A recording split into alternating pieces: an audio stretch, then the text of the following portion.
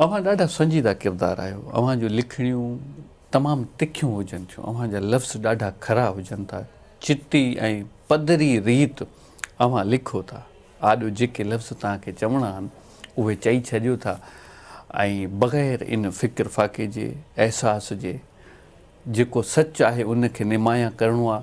बेशक अॻिते छा बि थिए, ख़ासि तौर ते पाण सोशल मीडिया ते ॾिसंदे आउं सम्झां थो अव्हां जिन डेज़िग्नेशन ते रहिया आहियो उनखां पोइ अॻिते वधणु या तव्हां पंहिंजी पीस में रहण जो इहो ई ख़ासि सबबु आहे त अव्हां कड़ा सच लिखंदा आहियो जेके हज़म करणु ॾाढो ॾुखियो।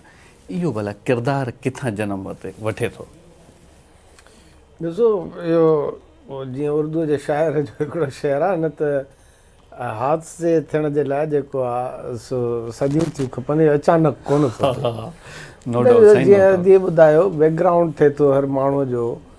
पहिरीं ॻाल्हि त तव्हांजे घर जो माहौल कहिड़ो आहे, उते इल्मी अदबी का एक्टिविटी आहे या न आहे। पोइ तव्हांजे घर खां ॿाहिरि तव्हांजे दोस्तनि जी कंपनी आहे, तव्हांजो स्कूल आहे। अहिड़ी तरह जेके मुख्य इहे इदारा आहिनि, इंस्टीट्यूशन्स आहिनि, उन्हनि मां ई तव्हांजी अपब्रिंगिंग थिए थी।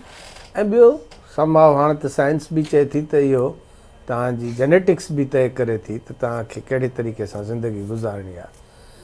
सो हक़ीक़त इहा आहे त असां जेको पंहिंजे लाड़काणे में जेको शेखनि जो असांजो पाड़ो आहे, उहे सभु किरदार थोरा मिलिटेंट क़िस्म जा आहिनि।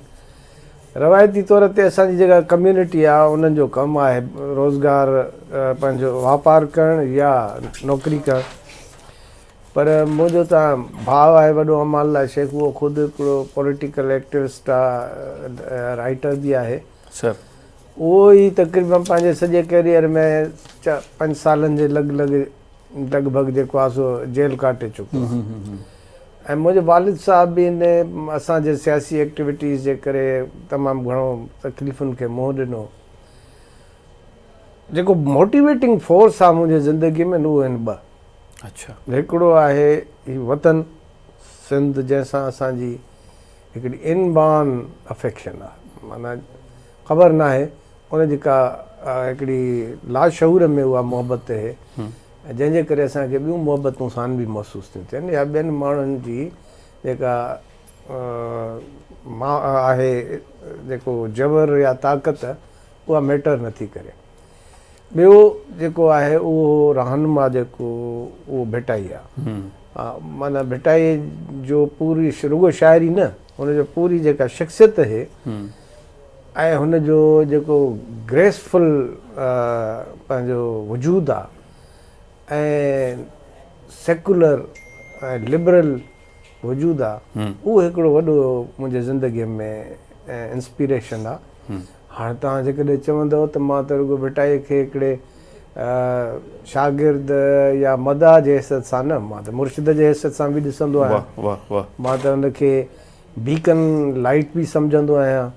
मां उनखे सिंधी क़ौम ऐं सिंध जो वॾे में वॾो मोहसिन बि सम्झंदो आहियां।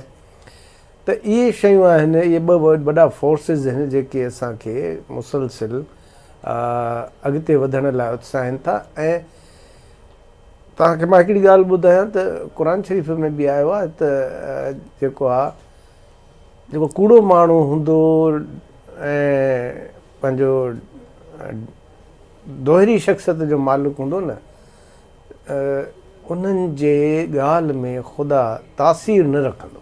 उहे ॻाल्हियूं कंदा, अखर हूंदा, उन्हनि जे ॻाल्हि में तासीर तॾहिं ईंदो जॾहिं उन्हनि खे उहे सचाई जे वाट ते हलंदा। हाणे जेकॾहिं जेका तव्हां ॻाल्हि कई ॿोधनि जे कढ हुजां, चिकन जे कढ ऐं इन्हनि जे कढ, त मुमकिन आहे त केतिरा पैसा गॾु कयां, करोड़ 2 करोड़ 5 करोड़ 10 करोड़।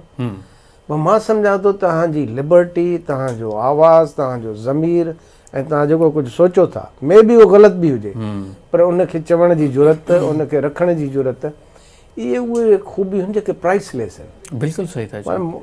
यकीन कयो त मूंखे बिल्कुलु मां हिकिड़ो कंटेंटेड लाइफ वारो माण्हू आहियां। जेके कुझु मूंखे सहूलियतूं आहिनि उहे काफ़ी आहिनि। मूंखे इहो न थींदो आहे गाॾी हुजे हलण जे लाइ, रहण जे लाइ हिकिड़ो मुनासिबु घरु हुजे, एतिरा पैसा हुजनि जो माण्हू कंहिंजे आॾो हथु न टंगे, बसि इहो काफ़ी आहे। इन खां वधीक कुलू वशरबू वला तसरफ़ू, खाओ पीओ ज़्यान न कयो।